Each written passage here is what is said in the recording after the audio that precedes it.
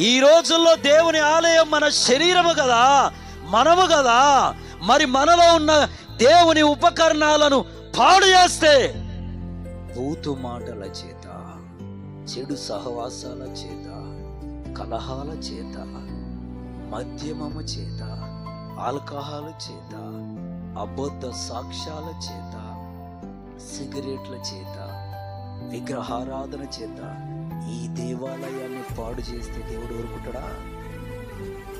కిందేం రాయబడ్డది? మీరు దేవుని ఆలయమని, ఎవడైనా దేవుని ఆలయమును పాడు చేసిన ఎడల దేవుడు వానిని పాడు చేయును. దేవుని ఆలయాన్ని ఎవడైనా పాడు చేస్తే వాణ్ణి ఎవరు పాడు చేస్తారంట?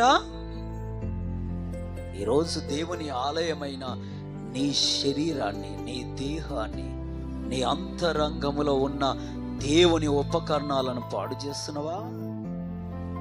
ఒకసారి చూసుకో.